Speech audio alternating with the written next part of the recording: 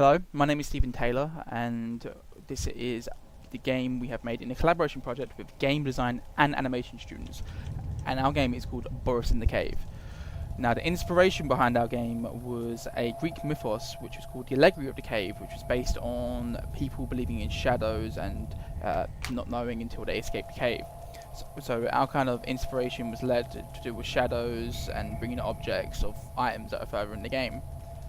Our first environment here is kind of the start area, and we wanted that to feel like the player was trapped. So there's like cages, there's chains sitting around on the floor, there's a little fire waiting, and then then there's an object that we want the player to look with. So we want light to direct our to our object. It's kind of our feel, and this will lead us to escaping our first environment.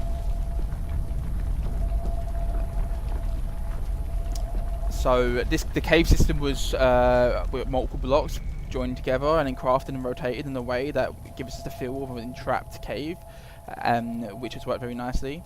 There are also objects that you can collect in the games to give a bit more interactivity, and that just allows the player to actually get a different ending at the game for us.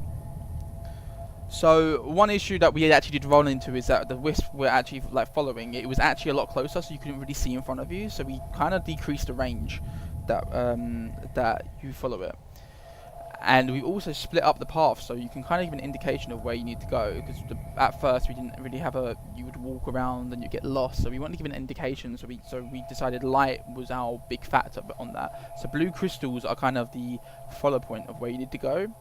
And there are other environments, so like example, there's a red light here, and this is to pique a player's interest, so it will give the like a warm feel of the aesthetics, and a player can go around and explore to get an exploration value. However, we have ways blocked off so the player doesn't get too lost. This does show light coming through the gap, so the player knows there's something there, but has to find another way to get there. The wisp will wait for you upon moving, which is nice, so the player won't get lost in the way it's going, and you know what you needed to follow. Our first environment, which is second environment, which is the green crystal cave. It's a very bright, vibrant color feel. We want the player to be really like astounded and kind of look at it and feel like this is a proper cave system with the crystals growing and the mushrooms growing inside. And this took a lot of work. We had to play around with a bit of a mission to really get the feel we wanted from the crystals. There are also other little side passages that you can go down, and this originally was a lot longer, these side passages, but there was some feedback, and we agreed to cut back on the amount of length and focus more on quality rather than the quantity, the amount that there was, which is quite enough. So we blocked off this path and made it a dead end and had more mushrooms in a second colour environment. There is also another note to collect, which is a stone tablet, and as I said, it will affect the end of the game. So going back to the wisp, there will be waiting for you. There will be another blue crystal waiting for you, which will give more of an indication this is where you need to go. There are more of them, but they don't actually generate light, and we decided to do that because we wanted to use a light also as a directive for the player to follow. So the blue lights are for the player to follow. So the wisp is the primary source for the player to follow, and then they can follow the blue lights as well. We carved out a hole here. It's just a design process to carve out this hole, so we could so we know the player is to look at the direction, and we pull a lever, which will play another animation. With a screen shake comes in, the door animation of the door moving up through the caves and the rocks, and we can now proceed with our journey. Not before collecting the third stone tablet.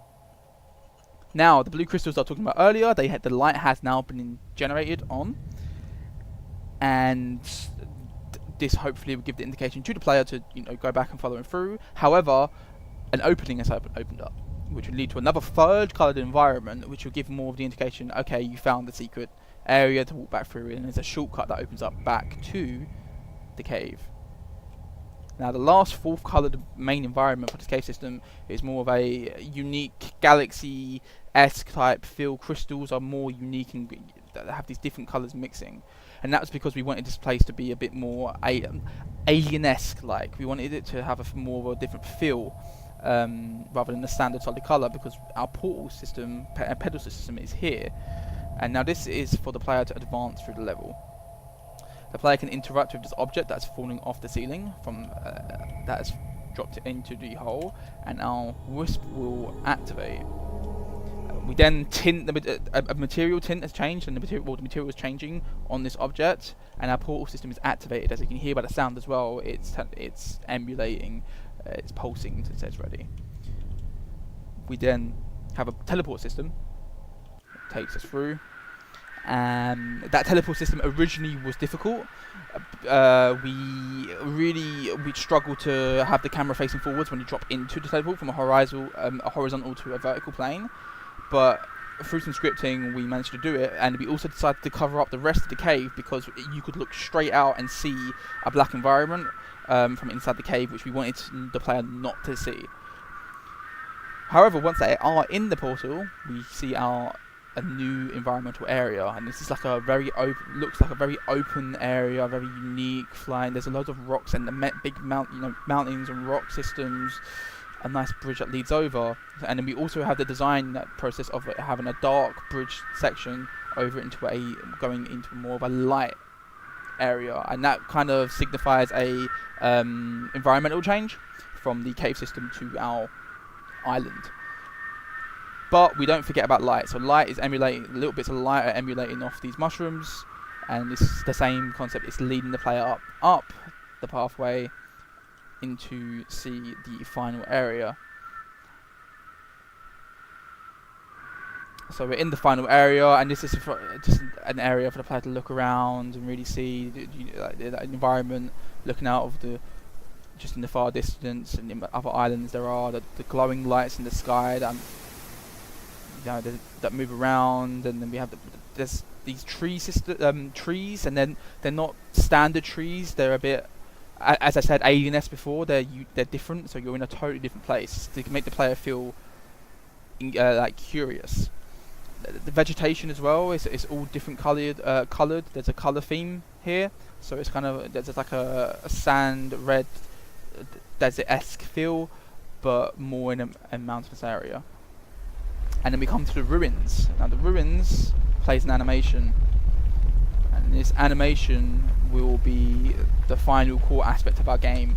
So this is based off the stone tablets. If you collect all the stone tablets, all of the totem pillars will move, and they will slam down in place. However, if you were to miss one of the stone tablets, the corresponding totem head would not be there. And it was Boris in the cave, and it's having around a great environmental gameplay walkthrough. And thank you very much for watching. I hope you play it yourself sometime.